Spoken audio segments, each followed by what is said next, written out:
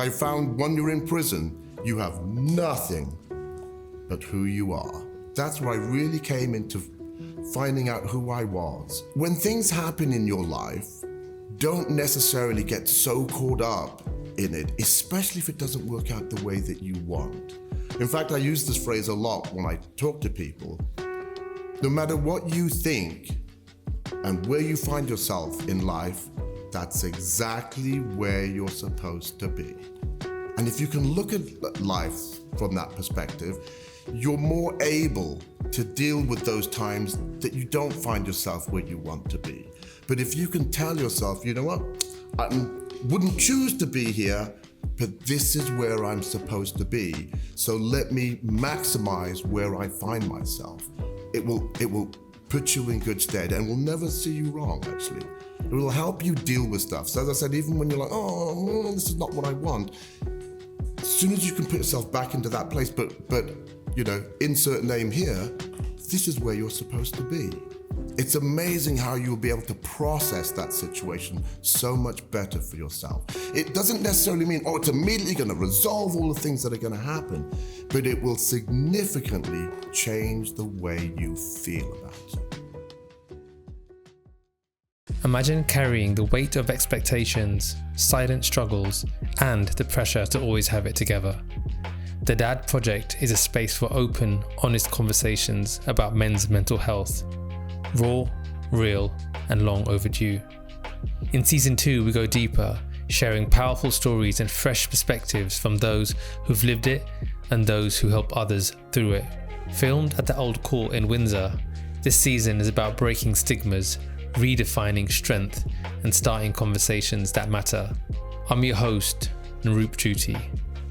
Let's talk.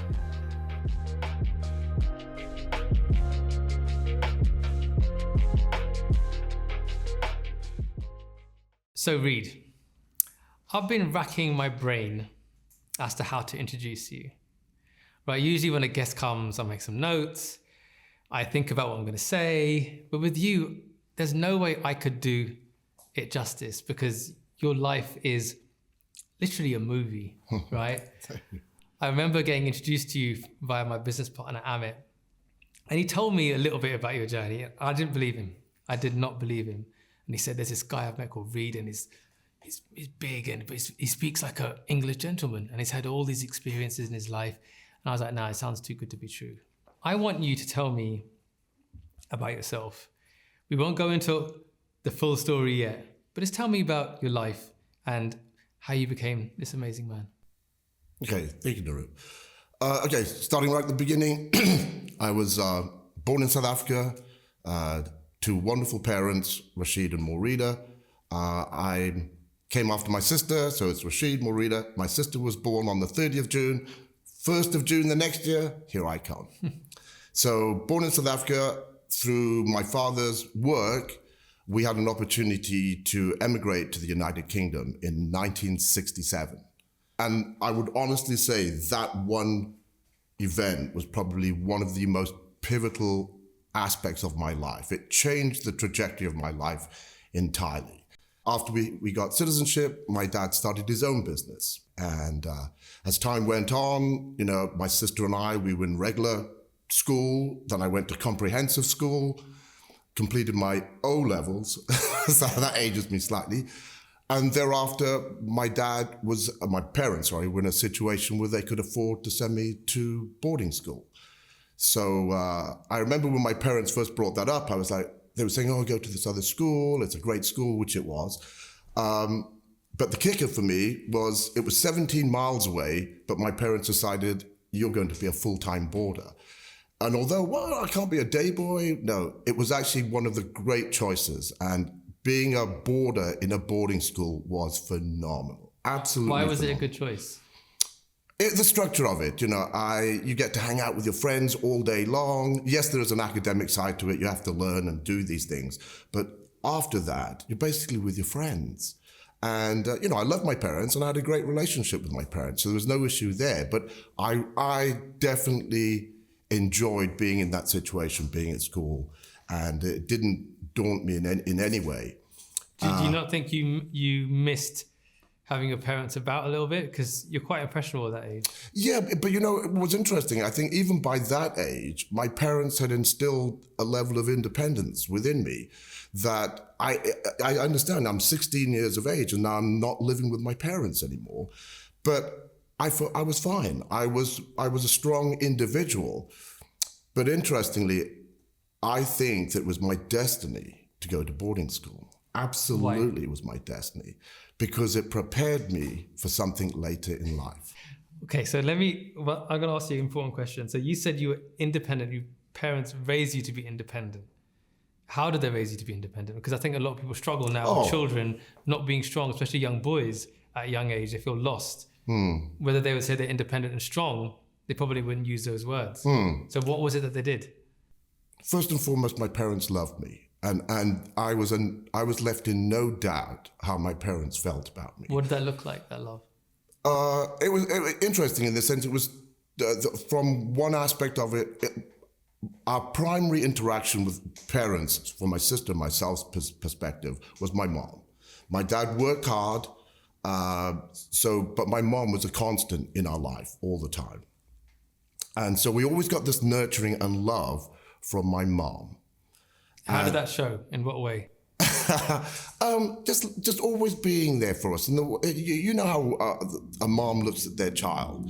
And as I said, I always felt loved by my mom. The irony is my mom also gave us hidings. And it seemed to me like on a regular basis. So it was like we'd be and I'd suddenly go, oh shoot, it's time for hiding. and that's the way I kind of felt. And even when I recount these stories with my mom, she doesn't correct me like, oh, you know. So what I'm just trying to say is even though there was some physicality in there, it was always given with love. And I was not harmed in any way by my mom being physical with us. Also from that perspective, my dad didn't do any of the disciplining of his two children. He left that to their mother. But my dad provided a wonderful life for us. Obviously, we were unaware of anything cost of money or this or that. I just knew that my dad did something in the day that allowed us to live the life that we did.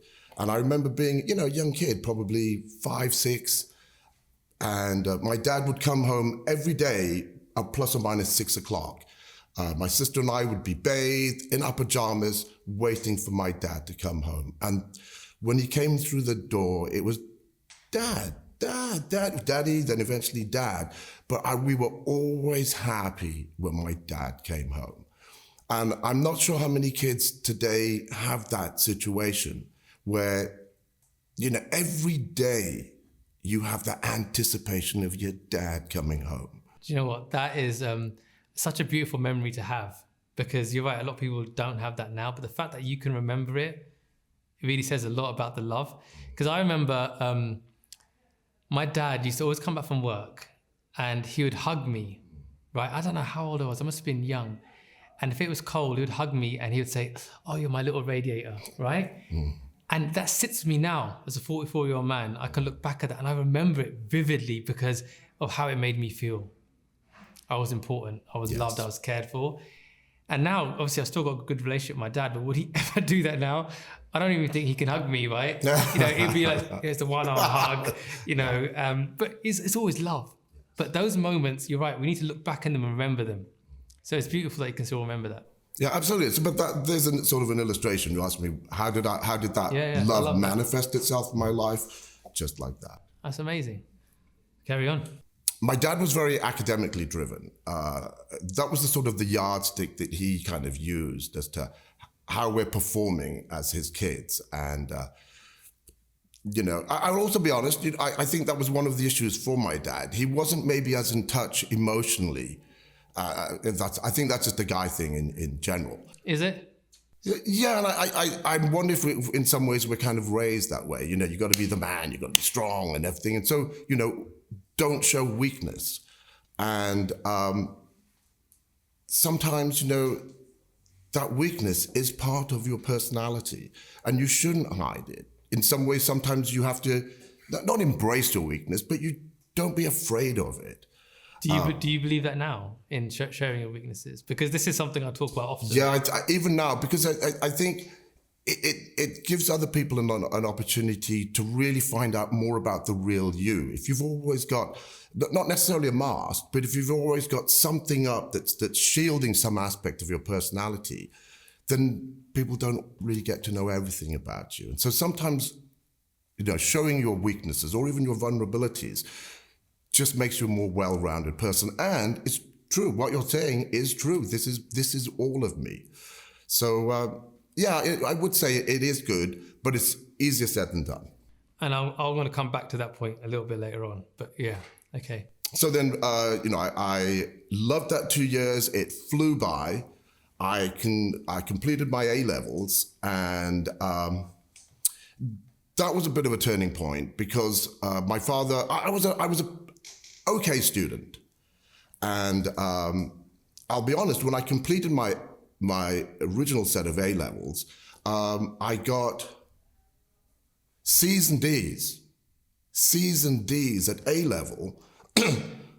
But I would say that was at a time when the A-levels actually meant something. Yeah. I see the results that come out every year now, and people are getting 3 A stars, and not just one person in the class. 25, 30% of the people taking the test get the highest grade, distinctions. And what my point was, when I was in school, in private school, in boarding school, I think when I looked at the list of our graduating class, I think there were 2 people that got 3 A's. Those people were destined to go to Oxford, Cambridge, I'm not sure where they went specifically, but they stood out. The 2 guys that got 3 A's stood out. Then it was some A's and B's. For most of us, a whole load of B's and C's, and then me, C's and D's. And, but that was fine. But even with those grades, I secured a place to read biochemistry at Bath University. I think my dad had something to do with that. But how did you feel about getting the low grades? Did you feel...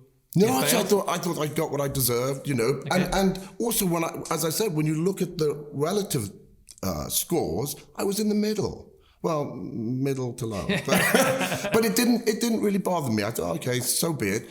And I wasn't so tied up in the academic aspect of it. But the reason why it became a problem was 2 weeks before I was supposed to leave and move to Bath, I told my dad, I don't want to go. I don't want to go. I don't want to do biochemistry. My dad was a biochemist, so he kind of laid my life out for me. But ultimately, it really wasn't what I wanted to do. But that must have been quite a tough thing for you to do, to go against a man who's loved you and given you everything, and then to say you don't want to follow that path. Yeah, it probably was, but I don't remember really having a lot of angst about it. I just realized, I don't want to do this. Now's the time to say it. Yeah. Before you go and enroll and all of that. Say it now. And I realized my dad was not happy at the time when I told him. And so he said, well, you're not going to be sitting around here for a year. You got to take some more classes for a year and then obviously reevaluate your university situation. So in that year, I did another 2 A-levels, and I did economics and accountancy. I went to a college of further education with a couple of friends, also from boarding school. We all went there, and I did all right. I think I got, try to remember now, I think I got a B, 2 B's. I think I got 2 B's. So I got 2 B's, a C, and 2 D's. So now I've got 5 A-levels. Again, right at the end, when I was, I'd now finished that year, I met a young girl while I was in college, and she did all of her stuff, and she decided to go read sociology at Portsmouth Polytechnic. And I thought, you know what, wherever you're going, I'm coming too. So imagine breaking the news to my dad. Now I've got 5 A-levels, and Dad, I'm not going to go to university. I'm going to go to this thing called a polytechnic.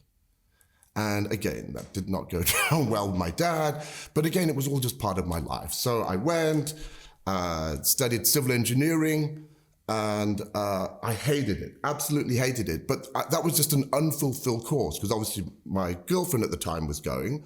So I thought, well, what should I do? And I looked at all of the courses that were available. One of them was civil engineering. And I used to have a previous girlfriend whose father was a civil engineer in Africa. He built roads and bridges and everything, had a fantastic house with a full lion skin at the front of the house. So I thought, this guy's doing well. So I thought, yeah, I'll do civil engineering. That's how reckless I was as a kid. It was terrible. And obviously I failed and ultimately went back home with my tail between my legs. Also, that relationship with that girl came to a conclusion. But again, when everything kind of came to an end, who was there for me? My parents, especially my mom. And I suppose my mom realized, oh, I could have you back home. So she coerced my dad to give me a job at the lab that he had. And so you end up doing what he wanted you to do? Yeah, so I ended up working at the lab. However, I wasn't doing biochemistry. Although I blew my whole time at Polytechnic doing civil engineering, in my free time, I got into this whole computer thing. And I had this BBC computer with 32K. Big things, yeah, big things. So because I got more into computing stuff, when I actually worked for my dad, I was telling him about this new thing called PCs, Dad. I think there's a future in this thing. And my dad said, okay, is there some way to implement that within the laboratories, both in manufacture, sales, and all of that stuff? And I said, yes. So my dad said, okay, fine, look at how we can integrate that in here. And we have a subsidiary company in San Diego, California. Why don't you go over there, see what they're doing over there, and see if you can bring any of that technology back to the UK? So my dad, in his infinite wisdom, said, you know what? It's Christmas time right now. Have Christmas, but on Boxing Day, you're flying to San Diego. Like, really, Boxing Day? Yeah. So I flew to San Diego for what was supposed to be 2 weeks. 2 weeks turned into 20 years. And was that your first time to America? Oh, no, I'd been several times before, but obviously just vacations with my parents. Right. So it wasn't like you were going to uncharted territory? No. And again, I went there for 2 weeks, and as I said, it turned into 20 years. So obviously 2 weeks then turned into a month, turned into 2 months, into 4 months. And it was at that point that my father said, you know what, I think there's a permanent role for you in San Diego. So would you be interested? I was 22 years of age, living in Southern California. Or shall I stay in Abergavenny, South Wales, or California? I opted for the California option. Wise decision. My life just went in another direction from that point. I had a blast, an absolute blast. What were your first kind of emotions when you went there and you experienced? Because it's a very different lifestyle, right? Yeah, and again, obviously, when you first go there expecting it only to last 2 weeks, you obviously look at it through one sort of prism. Yeah. But as the more time I spent there and the more I resonated with life in Southern California, the draw for it just got greater and greater. So after 4 months, when my father proposed an opportunity for me to stay in Southern California, I grabbed it with both hands. I was very lucky also, my father was a very generous man, and I was 22 years of age, making 6 figures. And also, I really stood out in Southern California. I bet you did. Although there were, I worked out in the gym, and just to show you, when I worked out in the gym in Southern California, I looked like a schoolboy compared to all of the other guys in there. They had actual real professional bodybuilders in the gyms that I was working out in. Is that what really incentivized you to get bigger and bigger and do more and more, is seeing these other people around you? Yeah, I think at that time, obviously, seeing the people around you, to even be standing in the same room as them, I had to really elevate my game. But I suppose what was fun for me was, obviously, I had this physique, but what was a massive asset was this accent. That's cool. American girls love the British accent. I mean, also, you always see American movies, the bad guy, the villain, whatever, always has a British accent. So is that the role you played? No. I wish I could, but no, I'm a real softie. That's really not who I am. I do this for me, and that's always been the case, because obviously what's ironic now is when I was young, I was a little cross-country kid. And in fact, I always suffered from looking young for my age. So from that perspective, I didn't really get into the whole dating thing with girlfriends and everything until I was like 15, 16. I never had a girlfriend, even a platonic girlfriend below that, because at 15, 16, I looked 12, 13. And 15, 16-year-old girls don't want to be going out with 12-year-old boys. So, I had to live through all of that then. But now, 61, I think I now see where I've really been blessed with that. I met an American lady. She was married, and she was the boss of my girlfriend at the time. So I knew her through that relationship where she was my girlfriend's boss. Without going into the whole drama, it eventually occurred that she got divorced from her husband, and we started dating. She was she's 5 years older than me, but that never really manifested itself in our relationship. And everything went great, and after about 2-3 years of us seeing each other, we decided, let's get married. One of the big issues for us, though, which we spoke about, was the potential of having children. And I knew, obviously by this time already, that my wife-to-be, Patrice, would not be able to conceive a child with me because she'd lost one tube through an ectopic pregnancy. And after she delivered her third child, she was in the operating room ready to deliver. And her physician said, "Oh, while we're in there, are you planning on having any more kids?" And she said, "No, probably not." So I said, "While we're in there, I'll snip that tube for you." Okay. $200. Wow. And Patrice at the time and all of her circumstances said, "Yeah, fine, I'll do that."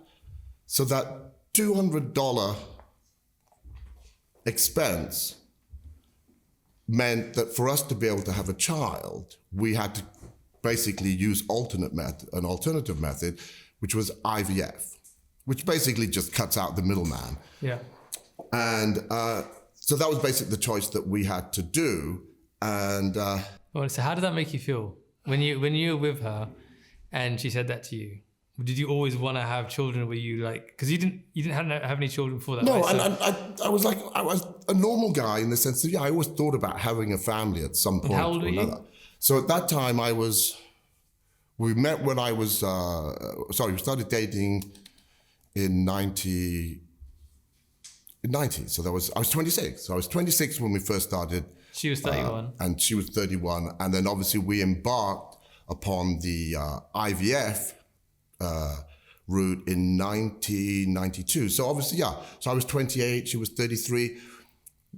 And through all of the You must have really loved her to think, do you know what? I'm going to go down this journey of IVF, because it's not an easy decision to make. So you knew that, you're in this. You were like, there was nothing going to change your mind. Because even at that age, you're still quite young to be a father. 28, but I thought I was old enough, and I was with somebody that I felt secure with. Oh, we're going to be together forever, which I thought would be the case. Yeah, let's have a child.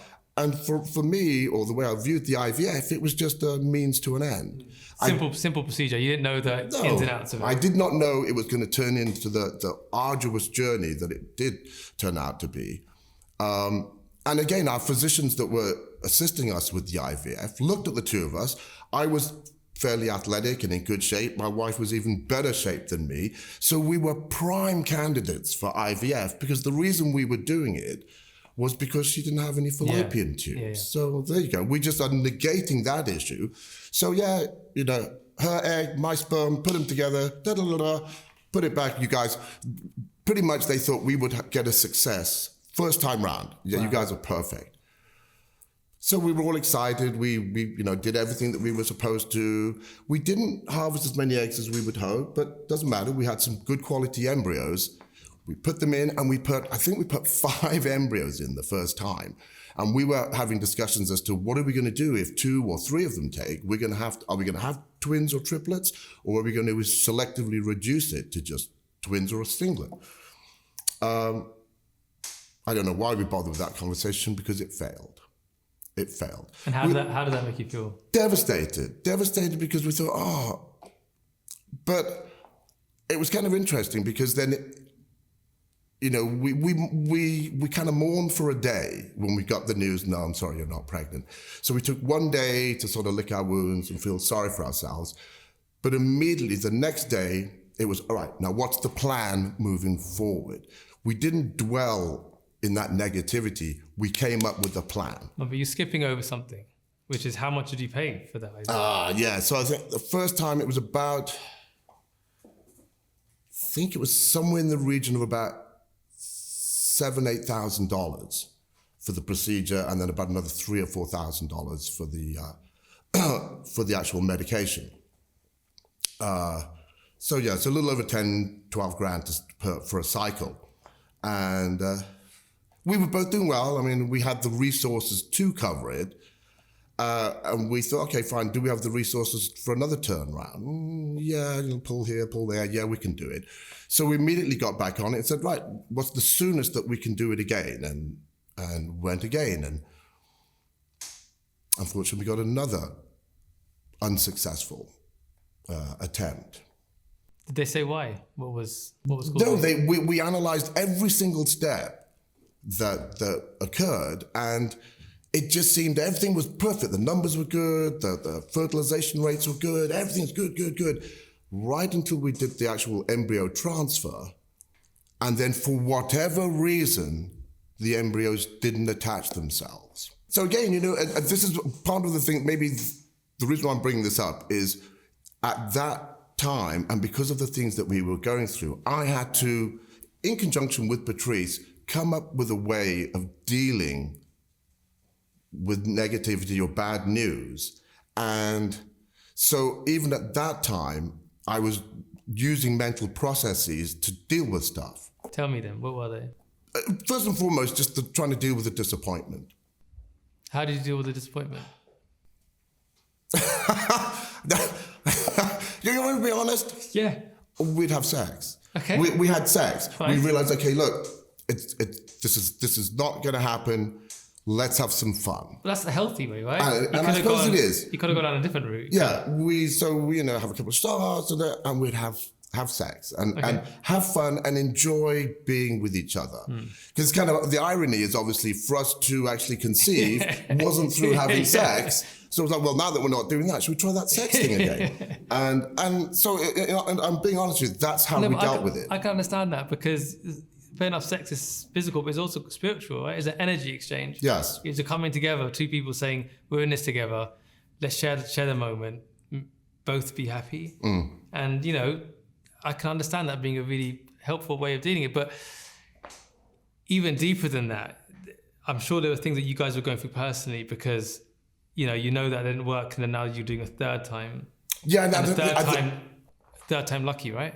Yeah, no. So you're hoping. That's what you're hoping. We were hoping. And so you're absolutely right. I think very quickly, after we had the 2 failed attempts, we realized, okay, well, let's do it again. And we now were not that sure that we would get a success. So at that time, we entered into an agreement with our IVF provider that we would do 3 rounds of IVF.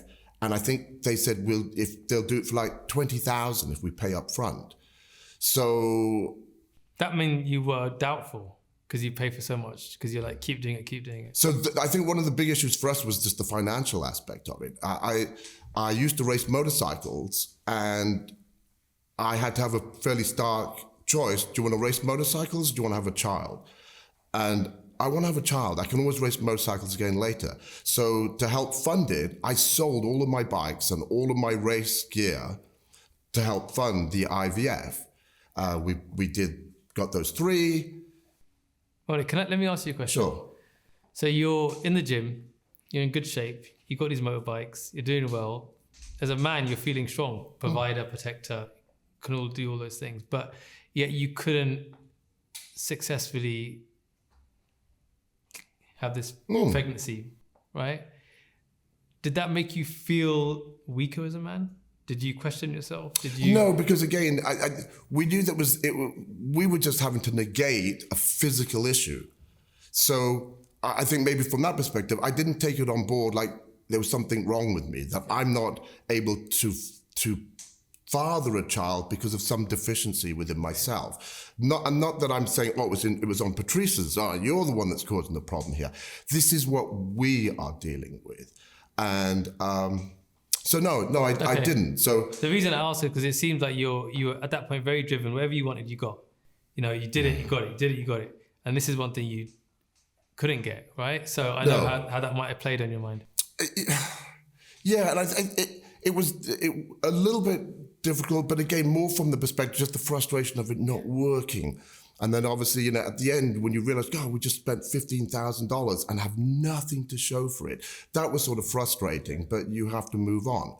So again, to save time, ultimately, it was the 9th time that we did it. And probably the time that we thought we were least going to get a success. We'd now switched to a physician in LA. He was a big time IVF specialist.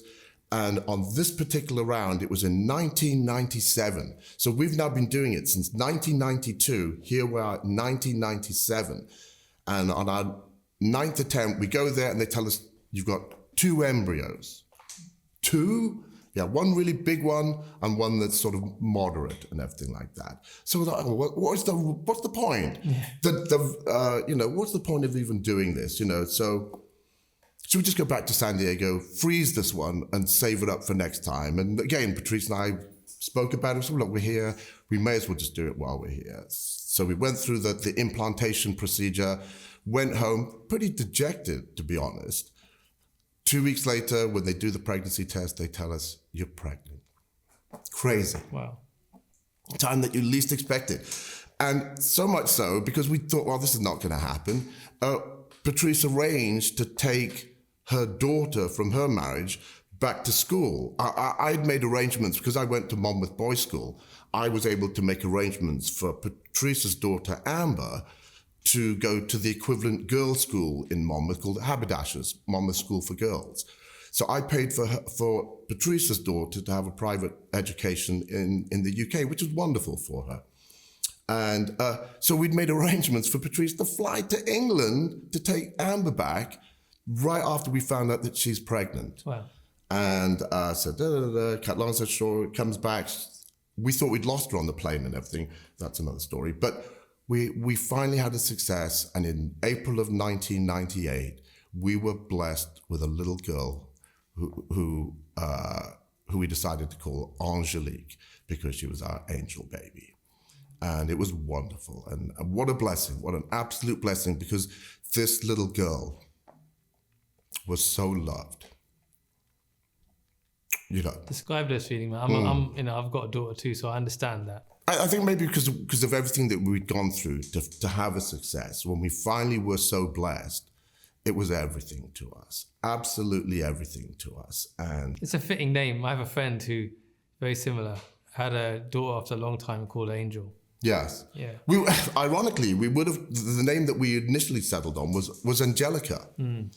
But that was at the same time, there was this very popular kids program called Rugrats. Yeah. With a really obnoxious, bratty character within it called Angelica. So because of that, we had to scrap Angelica and went with Angelique, just so that people didn't think, oh, you named your kid after that bratty kid and that. So we were blessed with Angelique. And what was so nice was basically, I wasn't doing anything specific at the time. Without going into it, I wasn't working for my dad anymore. I was doing something else, but I wasn't doing it at that time. So for the first 2 years of Angelique's life, I was with her every single day. And I remember it was around 2 years of age. On a Friday, I would take Angelique with me to go teach an exercise class at the gym. And thereafter, I would take Angelique to McDonald's and we would have lunch together. And then I would run all my errands, and at the end of the day, I would go get my hair cut. And what this allowed was for Patrice to have one whole day every Friday that she didn't have to do anything with Angelique. She was fully my responsibility, and I'd be out all day from like 8 o'clock in the morning till about 4 or 5 o'clock in the afternoon. I was out with my little girl. And it was wonderful, absolutely wonderful to be with her. And I remember one day we came home and the day was over now, and I come in and Patrice, oh, here's Daddy. Daddy's back home. And walking behind me was Angelique. And Patrice goes, oh, who's this with Daddy? He's got somebody with him. He's got a little chum with him. So who are you? You must be Chummy. And that has been my daughter's name ever since. It's still vivid for you, isn't it? Very real. I mean, I remember it perfectly. And then, as I said, my daughter's now just turned 27, and she's only ever heard me reference her as Chummy. She's still your little girl. Oh, yeah. I'm a lucky man. I'm a very lucky man. And, life has moved on for her. And she found a young man that she was very taken with a few years ago. And I am so blessed as a father, because the man that has now taken my place in my daughter's life absolutely is God sent. God sent. But was it easy for you to allow emotionally in your heart for that space? No, not initially, because of what my daughter meant to me. But listening to my daughter and the way that she referenced her new partner, a gentleman called Levi, my daughter was saying the right things. And ultimately, it was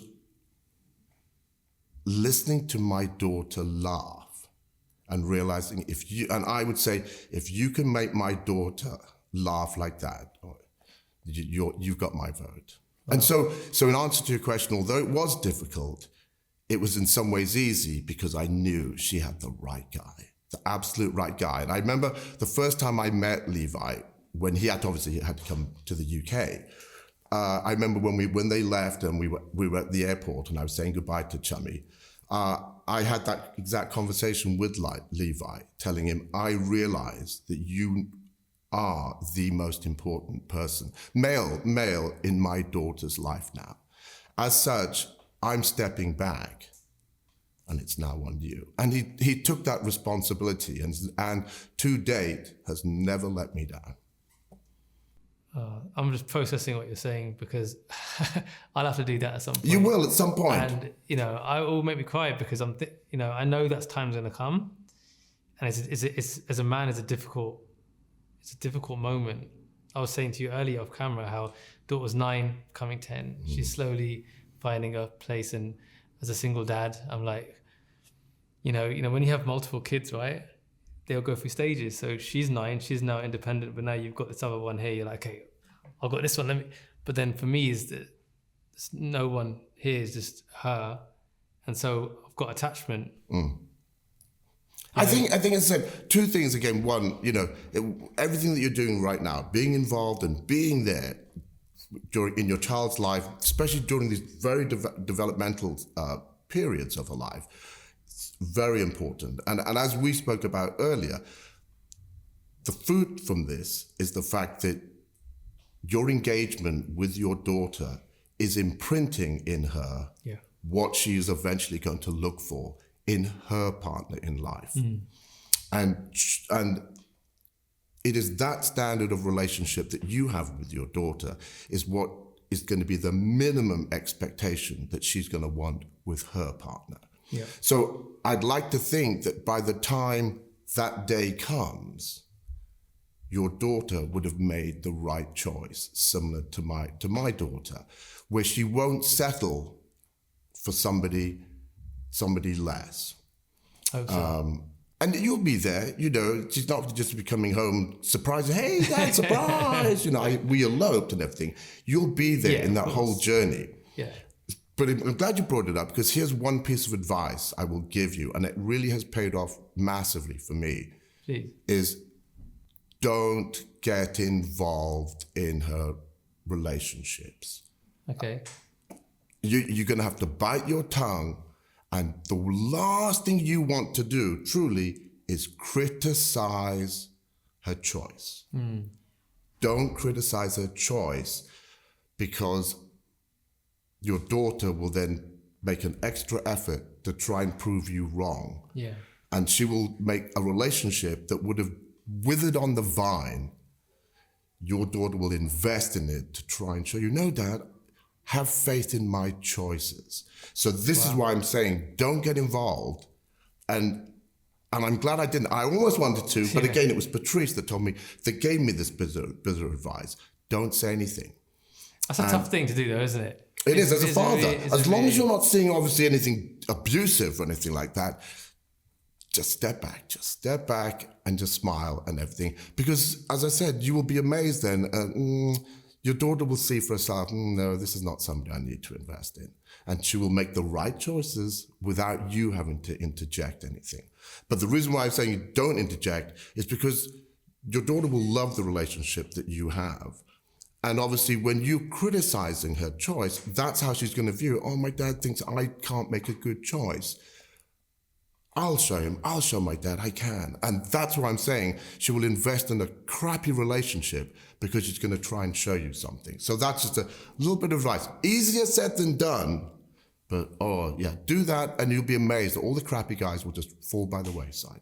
Yeah, I think I've tried to implement certain She's only 9 right now, so you've got plenty of time. But there's other choices of what she does now as a child is not to criticize her, but encourage and trust. Yes. Okay, so basically, everything was going great, blah, blah, blah. But here's where basically the reality did come home.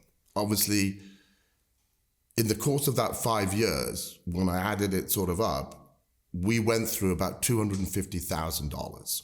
Wow. And as a consequence, I'd taken out seconds, thirds on the house. I'd liquidated pretty much every asset that I had. Every asset I had, I liquidated it. And I'd also gotten myself into incredible debt. I think at that time, I must have had easily around $60,000 on credit cards.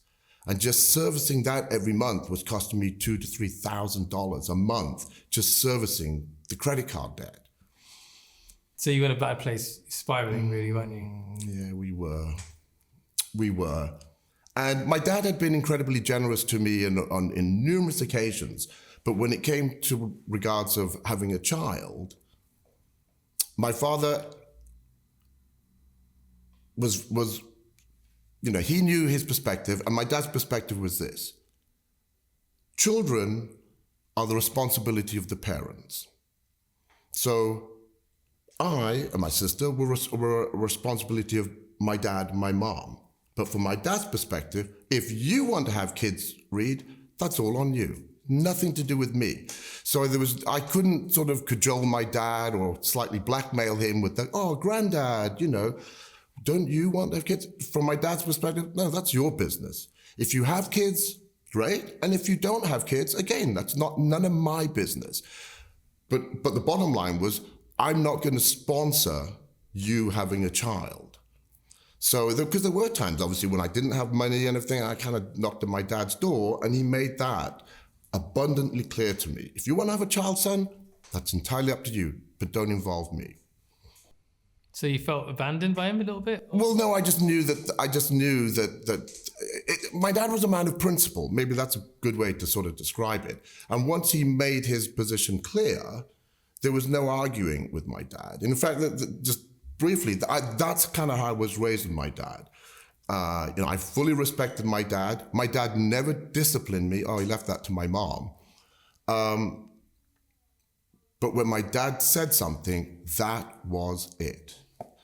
And if my dad's talking to me or giving me a bollocking, I never spoke back to my dad. I just listened to what he said. And at the end, it's just, yes, Dad. So you had nowhere to go, no helpline, all on you.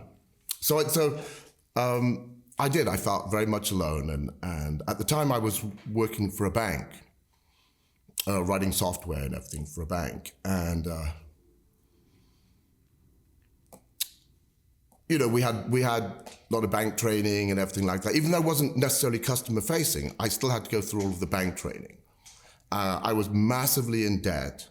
And we wouldn't just my salary from the bank didn't even cover the mortgage. Wow.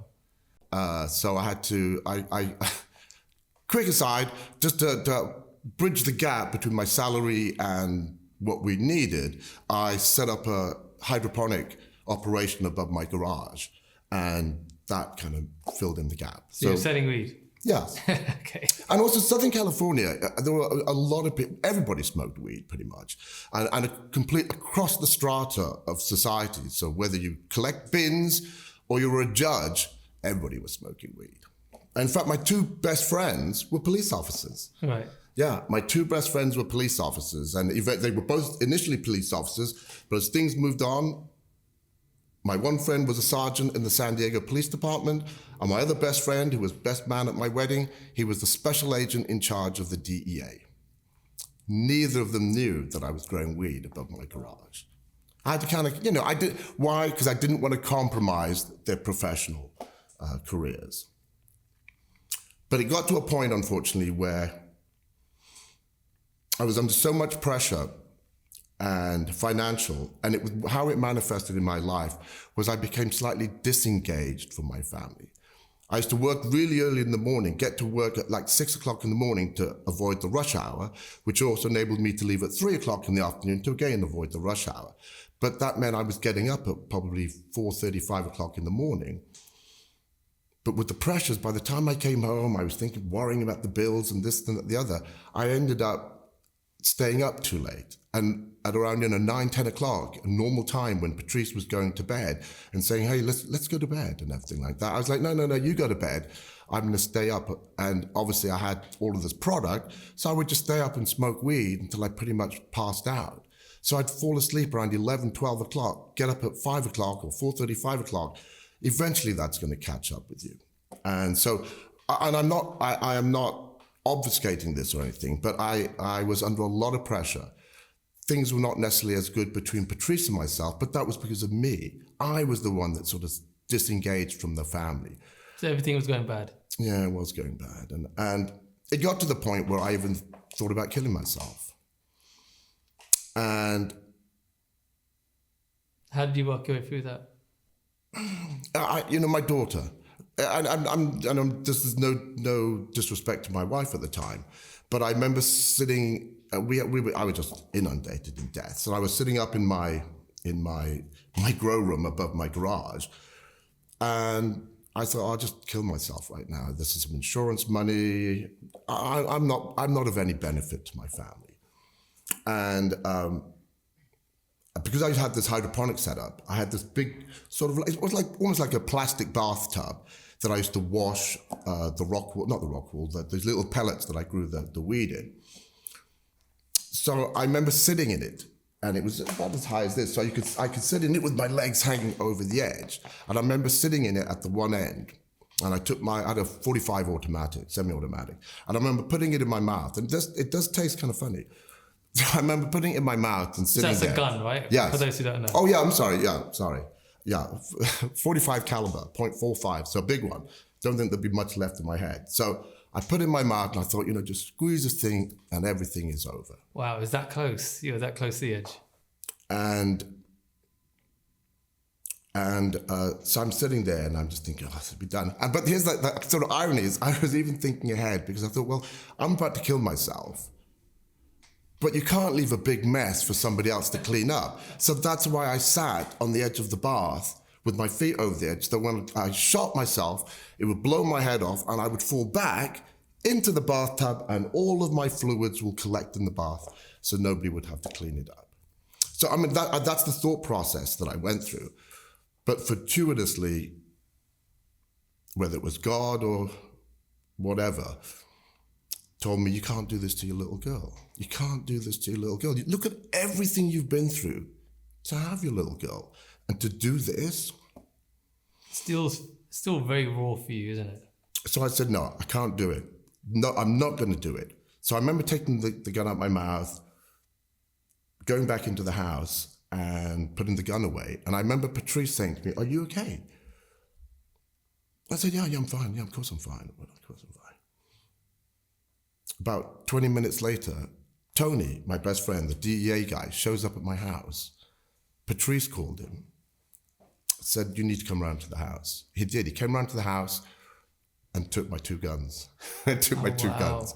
And it was kind of weird. So she knew something was up. She knew something was up. She knew something was up to such a degree that I need your best friend to come here and remove something from the house.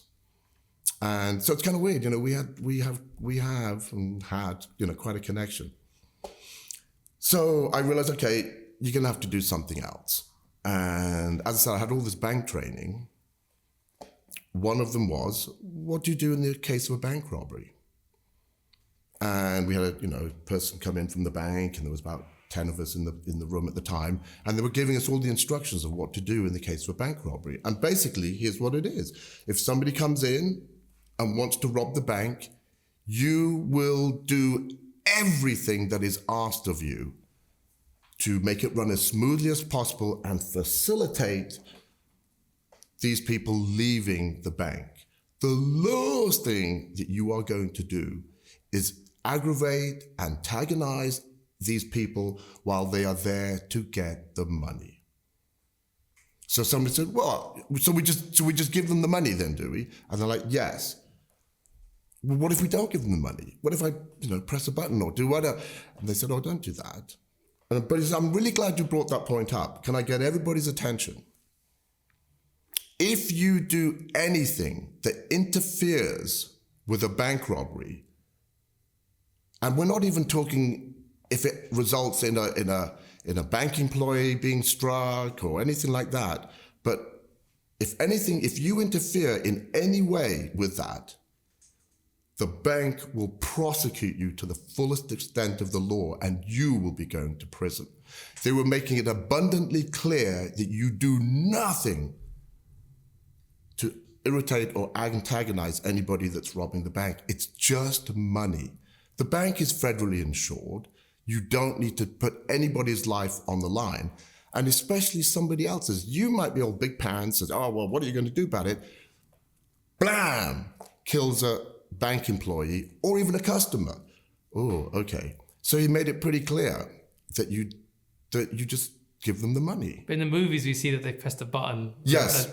So again, they did say, you know, those that have the ability, you know, you do whatever you do, but you don't do anything that obviously would be communicated to the bank robber. Though.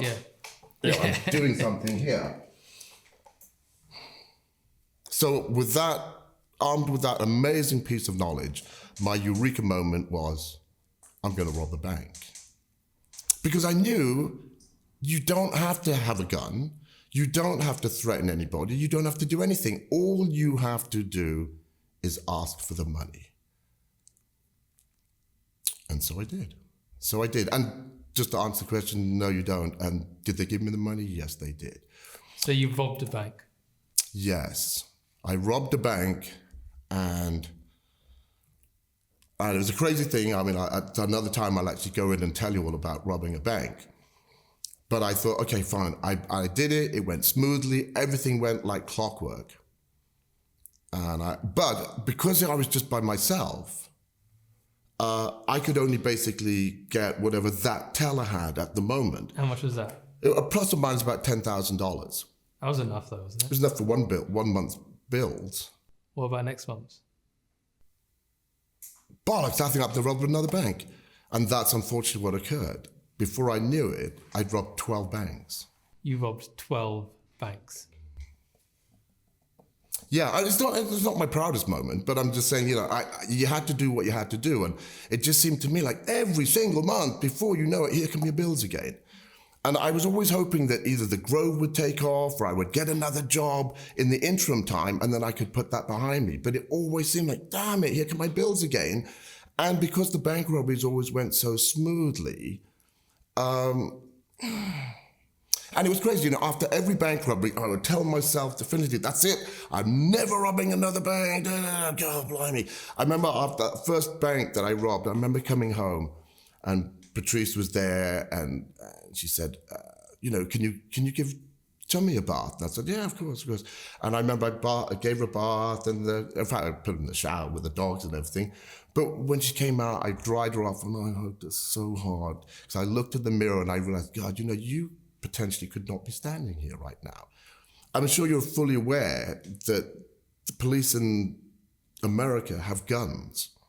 So I did too. I took my 45 with me.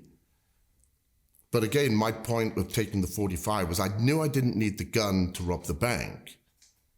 But if I came out of the bank and the police were outside, this is what I told myself. My 45 had 8 rounds in it.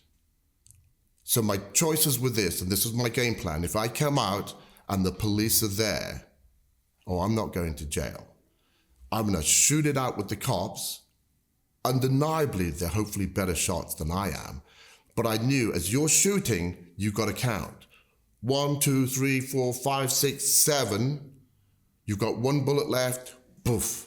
That's the way it's going to end. How did you go from being a kind, loving dad with Chummy to having the mindset to be a bank robber and then willingly take your life if it didn't go the way it wanted? Again, see, I didn't view the bank robberies necessarily in the same way that one would think so through the movies or whatever, because I had this little bit of inside information. I knew that when I went in to rob the bank, I did not have to act aggressively, threaten the teller, do anything that one might consider to be sort of a negative energy that I'm thrusting upon somebody else. I just gave them a little note that said it, because as you can see, I have a very distinctive British accent. So every time I robbed the banks, I never spoke to the tellers. I would just hand them a little note that I'd pre-printed when I was at work. And I even laminated it. Maybe just so you can use it again. So I laminated it, and it said this. It was just about the size of a postcard, turned it into sort of a portrait, and it said this: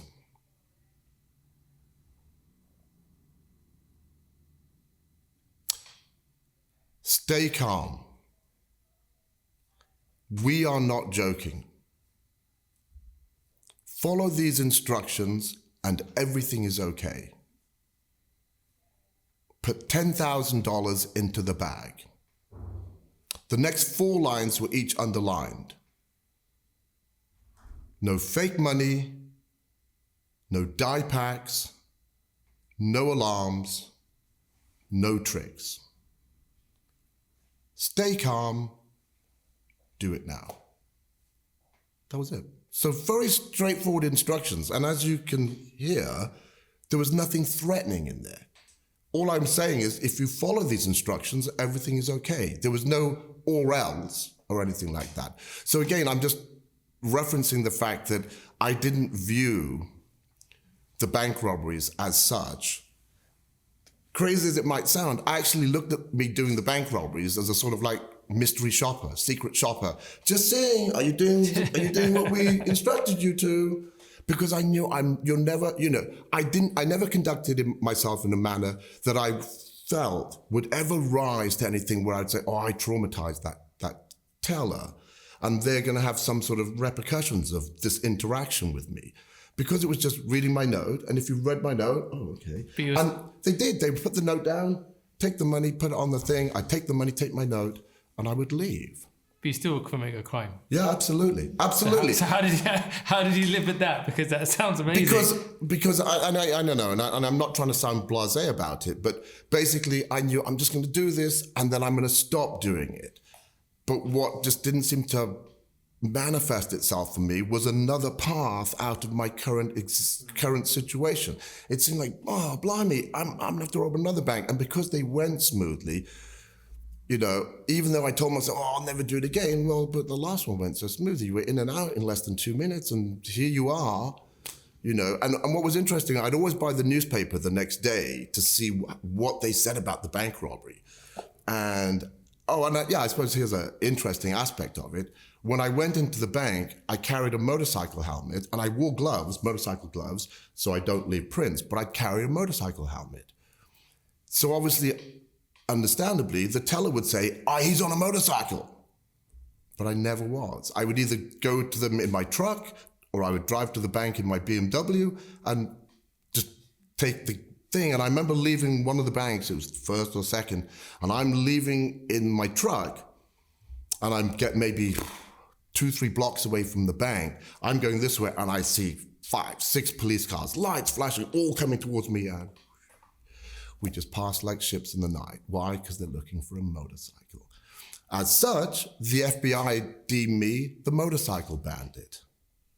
And so that's one nice thing. Motorcycle guy, I was in a car or a truck. The other thing, my ethnicity. They had me down as a white guy, and a Latino guy, African-American, but one critical piece of information that they never referenced was, he's British.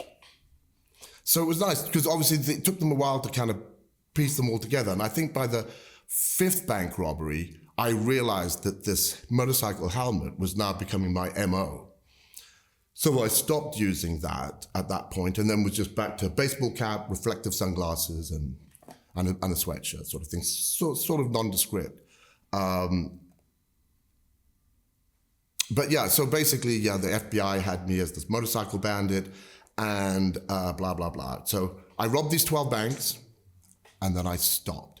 Because what happened, something did manifest itself. I got a much better job opportunity. I quit the bank, jumped to another software company, and more than doubled my income just by that simple move. It was at that same time that I said to Patrice, oh, let's get rid of this house. And it was then that Patrice told me, oh, thank God, I hate this place. We're like prisoners in an ivory tower. And yeah. And I was like, oh, bollocks, you could have told me that like a year ago before. It's paying for this house. So we had... But Patrice didn't know that you were robbing banks. No, and understanding, how could you tell your wife, oh, sweetheart, this money, I'm robbing banks. Yeah. I could not burden her with that knowledge so that every time we go out, if she sees a police car or she sees a police officer, is this the time they're coming to get my husband and everything? So no, I didn't. And if anything, I told Patrice that the cash was just proceeds from the weed business. And I did that with Patrice's blessing. I did ask her, but again, because of the perception and the way weed is in Southern California, it's not like I was selling coke or heroin or meth or anything like that. You know, weed, it's much more of a social sort of thing. And so I had her blessing. But so obviously when I had all these, $5 bills and everything like that, oh yeah, I got paid a whole load of fives and everything. Oh, fine. So having cash wasn't a surprise to Patrice. But like I said, no, I could not tell her. So I robbed the first bank in June of 2000. I robbed my last bank in June of 2001. Quick thing, just... a month? Yeah, basically it was one a month because that's how my bills come. And the irony also is the first bank I robbed, I went full circle and I robbed the same bank again a year later, and would you believe it was the same teller? Same teller. It's like, oh my gosh, anniversary. I should have got her a card or something, but... and it all went smoothly, blah, blah, blah. So then I stopped robbing the banks. The last bank, June of 2001. So I didn't rob a bank July, August. Then September 2001, we have this really major incidents in America, 9/11. And as a consequence, big statement on TV, the guy at the time says, you know what, this terrorism thing, biggest thing that we're going to be focusing on, we're now establishing this Department of Homeland Security. And as such, to facilitate that, we are now prioritizing the investigations that we are going to pursue. And as long as no violence was involved or blah, blah, blah, da, da, da, we're not going to investigate those crimes. So I thought, well, I never did it. So I kind of got a bit complacent and thought, oh, well, they're not going to come looking for me. And obviously they didn't. So September, da, da, da, nothing. And so basically I got on with my life. I thought, that chapter is now closed. Let's get on with our life. We were celebrating having Chummy. We had an offer on the house now. We put it up for, I think, $850, something like that. We've now found a house down on a housing estate. It was about half the price. It was like $400. We realized we could sell the big house, facilitate this new house, pay off all of our debts, blah, blah, blah. Finally. So it was my birthday's on June the 1st. It happened to fall on a Saturday. And I remember Patrice and I saying, oh, you know what? Let's not celebrate your birthday on its actual day. Let's have it pass. We'll celebrate it the following weekend. You can be king for a day, get anything you want. Oh, okay, yeah, sign me up for that. So that was the Saturday. So Monday morning, the 3rd of June, at about 5 o'clock in the morning, I'm lying in bed, and Patrice is lying next to me. It's Southern California, the sun's rising. It's going to be another glorious day in Southern California. All of a sudden I hear, ba, ba, ba, ba, ba, ba, ba, ba, ba, ba, ba, on the front door. We live in a private, gated community, and we had our own private driveway. Everything's like, what the hell is somebody doing knocking on my door in such a manner at this time? So Patrice wakes up, and I said, straight up, don't worry about it, I'll take care of it. I just had some boxer shorts on, t-shirt, get out of bed. Chummy sleeps on the other side of the house in her own room and everything like that. I walk into the main area of the house. It's a beautiful single-story house that's phenomenal. I come to the front door, 2 doors, and bam, bam, bam, bam, bam, still on the door, like, damn it. And I thought, right, when I open this door, somebody's going to be flat out on the ground. I open the door and I look up, and then it's bing, bing, bing. 3 little red dots on my chest. Get down on the fucking ground. No, sorry. They introduced themselves. FBI, get on the fucking ground. I was like, oh shit, boom. So yeah, I was right about somebody on the ground, and it was me. So they put me on the ground, that obligatory knee to the back of the head, put my arm back, they hooked me up, bring me to my feet. Of course I complied. My friends are police officers, there was no issue. As soon as they told me to get on the ground, I did. They hooked me up, pulled me to my feet. Are you Reed Domingo? I said, yes. And they said, fine. Boom, they take me into the house, sit me down on the couch. And at that moment, all of these federal agents come flying in, some in all tactical gear, some actually just in flak jackets and their regular sort of clothes, but all have FBI written on the back. Come pouring in through the house, but when they come in through the front door, some are going here, some are going there, some are going straight through towards where the garage is. As I said, we had the house on the market for sale. The FBI posed, 2 FBI agents posed as a husband and wife, and came and viewed the house so they could get a full schematic of the house. So when they come to get me, they know exactly how the house is laid out. So that was smart. It was a smart idea. So, cut a long story short, FBI came and arrested me. So you spent how long in prison? 4 years.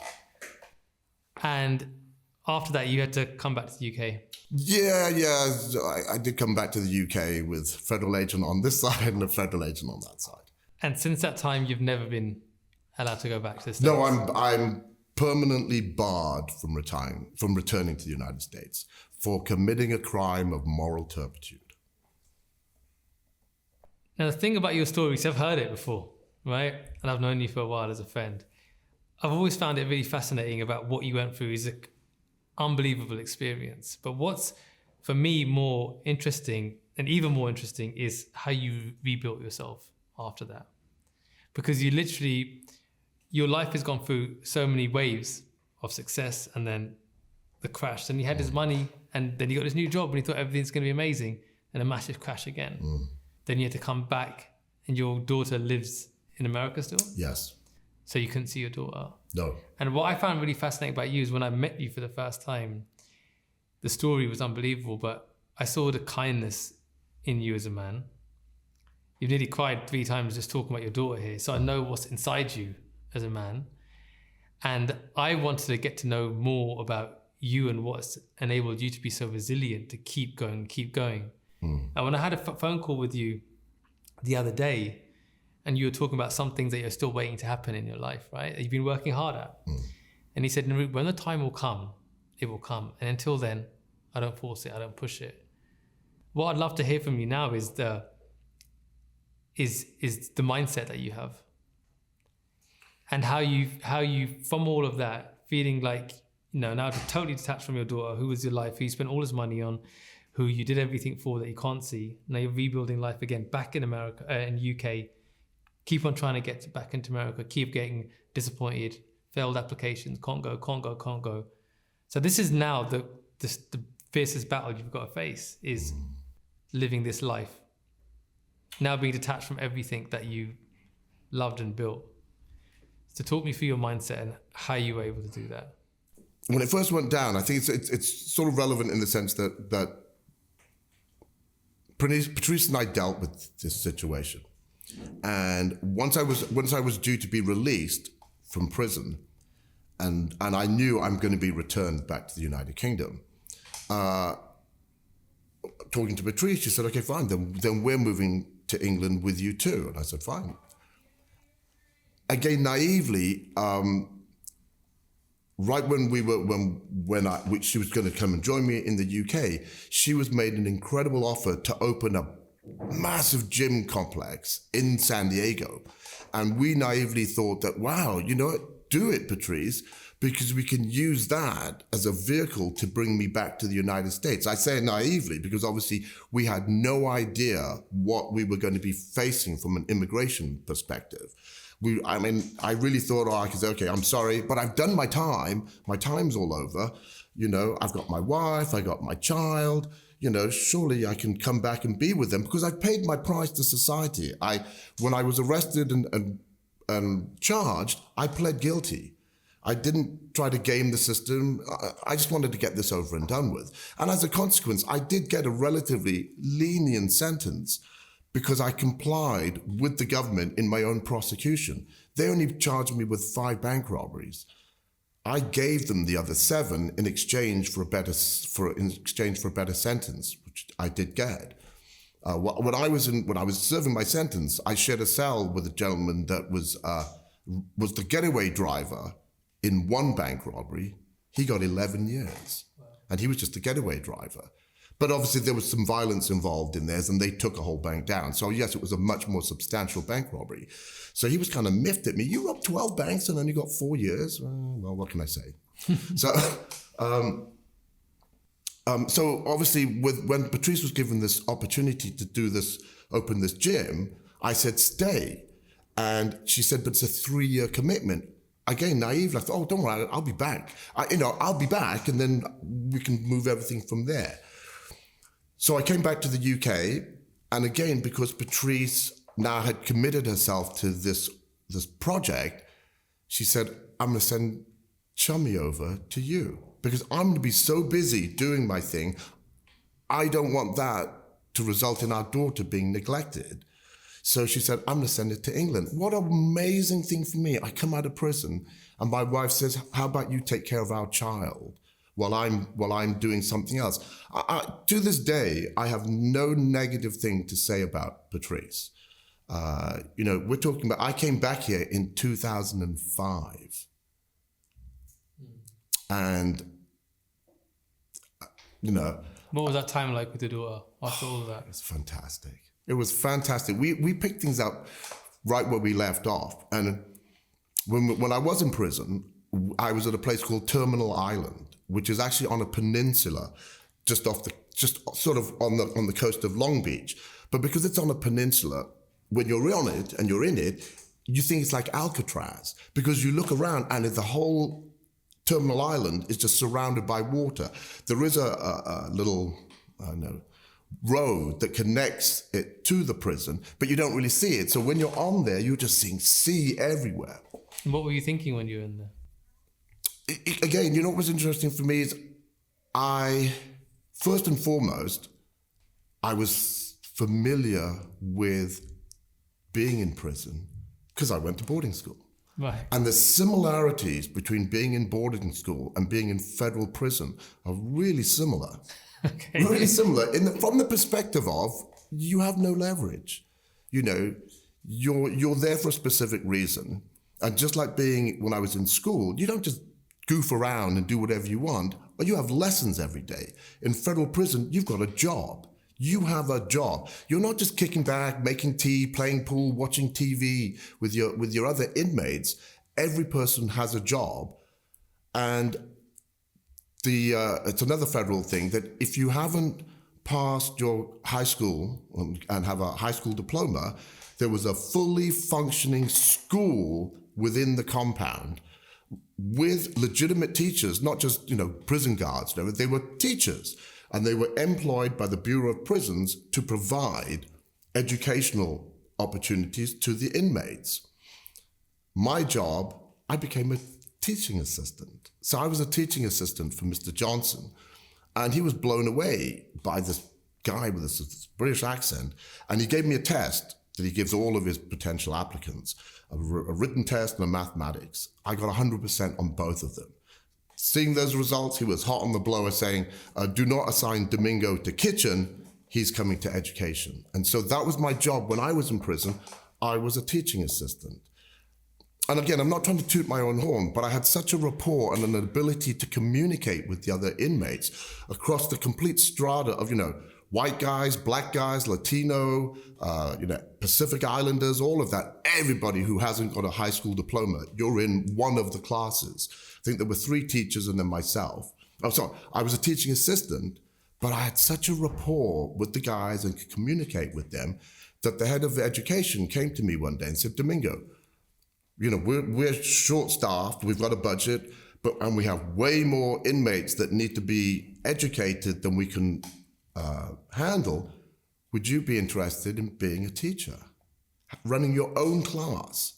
And so I did. I went from teaching assistant to teacher of my own class. And as a consequence,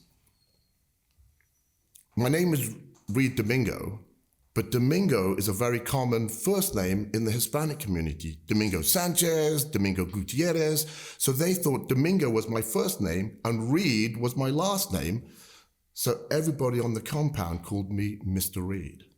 And I was like, oh, no, don't call me Mr. Reed. I'm just like everybody else. And they said, no, you're a teacher. So out of respect, all of the inmates called me Mr. Reed. So it looks like prison actually taught you a lot. I became myself because I found when you're in prison, you have nothing but who you are. In that scenario, they couldn't give a crap who you thought you were on the other side of the fence. Whatever you were doing out there doesn't matter.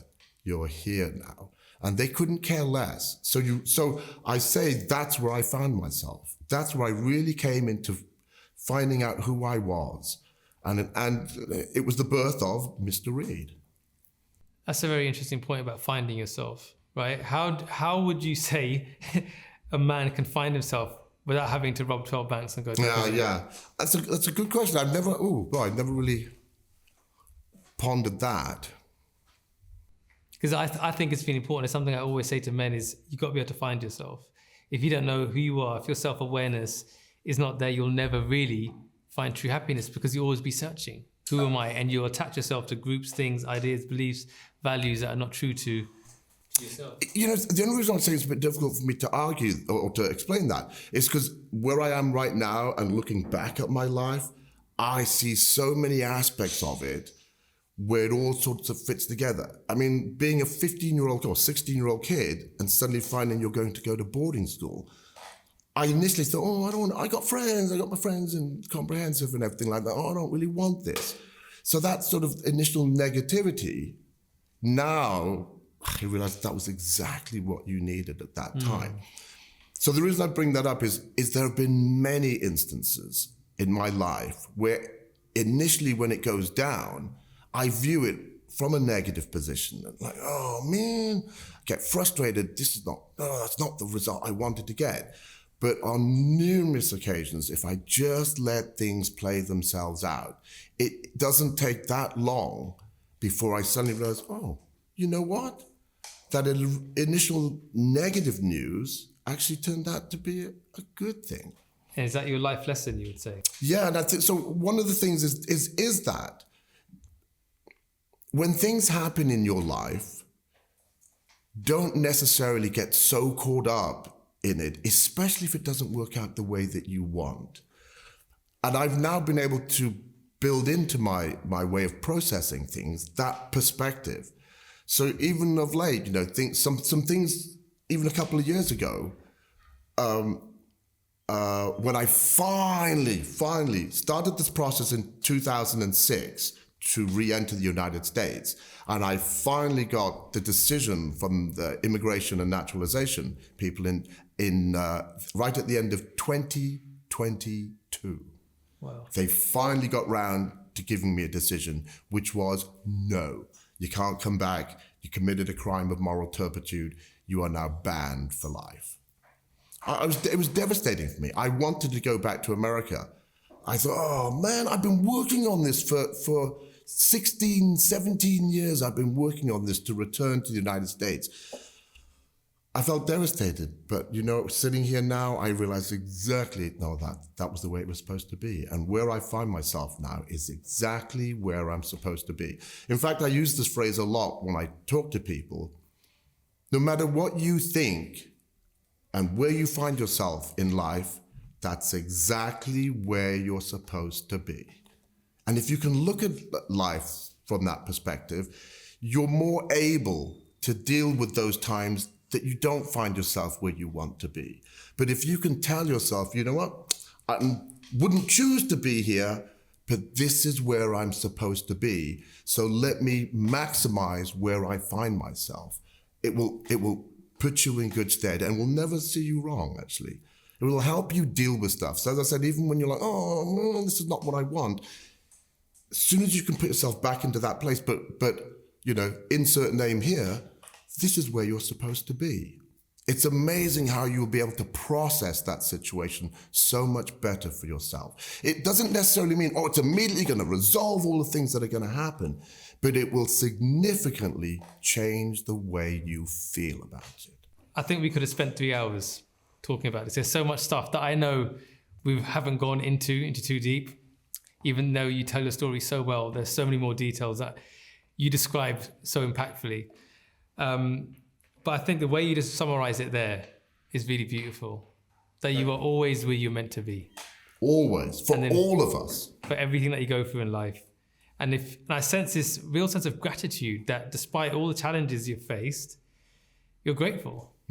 Definitely. You're not bitter. You're not angry at the world. You're exactly where you want to be. And I think that's a beautiful lesson. And I hope to one day see the movie because it's how you went through that, did all that, came out the other side. And to me, I see you as a kind gentleman with the physique like an action hero, but with a true heart of gold. Thank you. And I always find I learn something from you, and I feel grateful to be your friend too, because even through this conversation, you've taught me probably one of the most valuable lessons I'll ever need to learn in life about parenting, but in such a natural way. And I think that's a real gift. And I'm really grateful for you to share your story. There's so many personal things in there. And hearing about your love for your daughter is, for me, it's just, is everything. Well, thank you. And you're a brave man and you're a strong man. You had to find your way through what you did and you got through it. And I think more people need to hear your story. I'm sure they will. And I know you're working on a lot. One day your story will be heard by millions around the world. But thank you so much, man. I really appreciate you coming down. Thank you, Rupert. It's been an absolute pleasure. And as that one famous American says, I'll be back. Thank you, brother. Thank you. Okay, wait. So the episode doesn't quite end here. Once he cut camera, Reed continued to share some of his feelings and emotions, and they were so beautiful and impactful that we wanted to include them in his episode. So here you go. So for everybody that's here right now, I've only told you, I've just barely scratched the surface of the story. And everything I told you about Patrice and falling in love with her. And I'm a blessed man. You are. Well done, Reed, man. Thank you. I'm a blessed man. And I know I'm on a destiny path. And the absolute proof of that for me is that lady. She's everything. Go and give Reed a hug, Alex. Oh. Round of applause, guys, for Mr. Reed, please.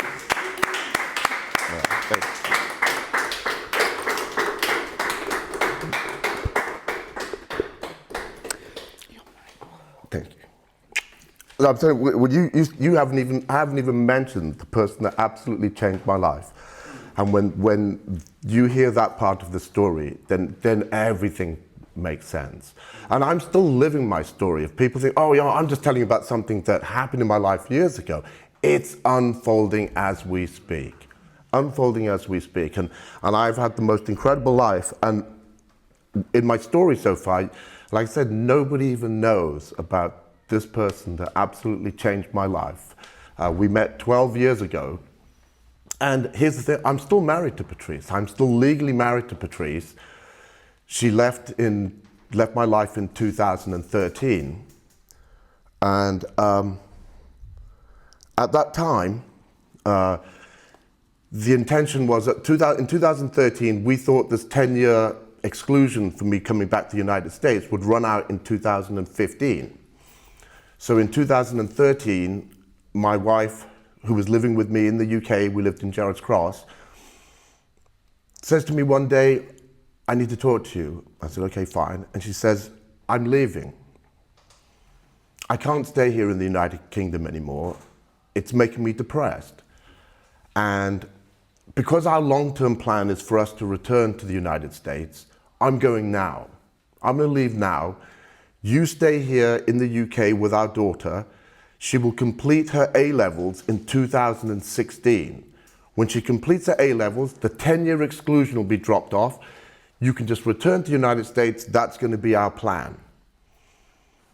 So I'm leaving, and I've set up movers. I've got a plane ticket. I've got all of my stuff sorted out. I have a job to go to in America.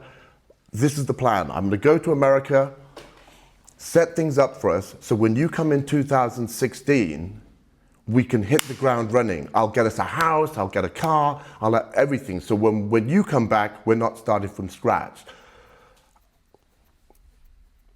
And when she's telling me all of this, I wasn't, no screaming, no shouting, no what, blah, blah, blah.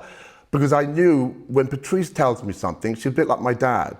You got to just keep your mouth shut and listen. And at the end, you can talk about it. But basically, we didn't have an argument. And so she tells me, I'm going. And in fact, I'll be leaving in 3 weeks. And I've got my ticket booked. I've got movers booked, all of this stuff.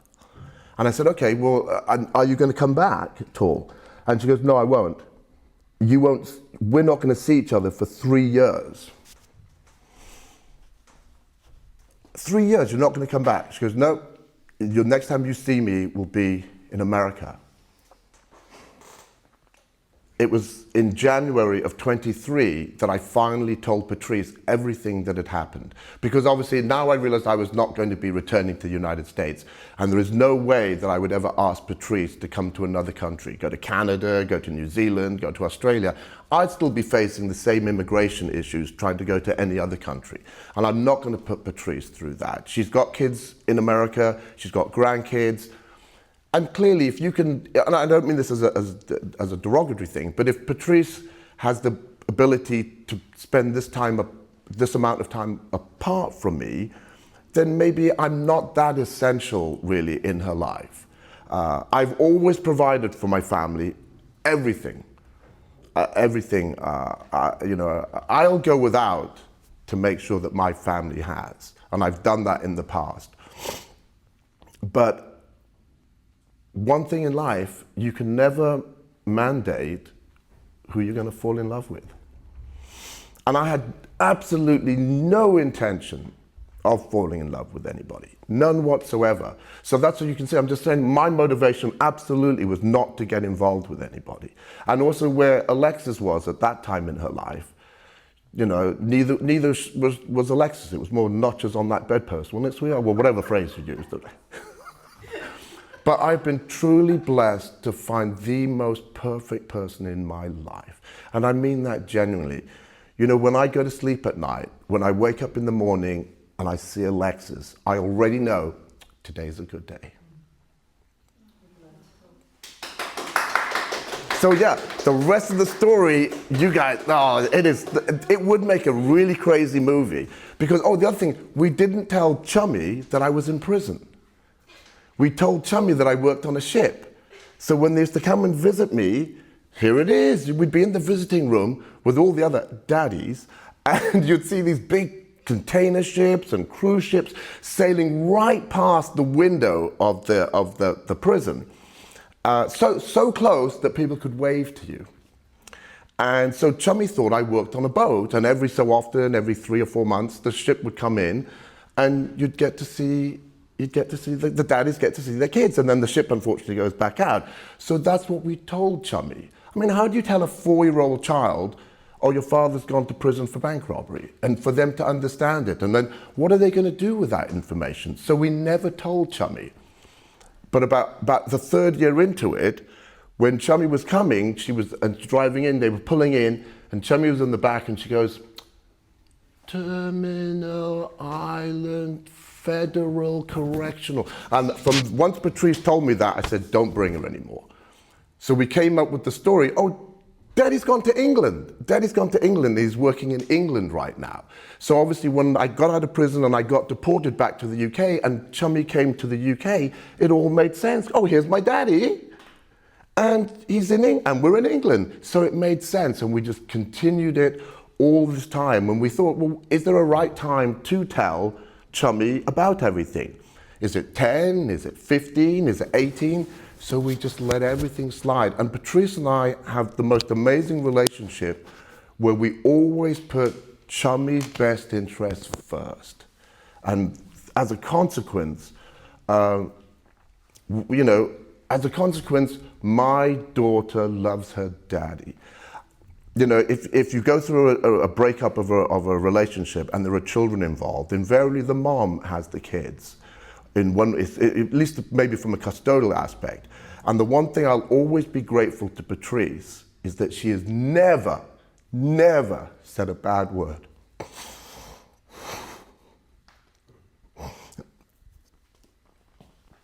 Never said a bad word about her dad. And as such, my daughter loves me. And so when she finally found out what had happened, because of her love for her father, she was able to put all of that aside and just tell me, you know, Daddy, it fills a lot of gaps as to where you were, why you weren't here, and all of these things. But as I said, because my daughter never heard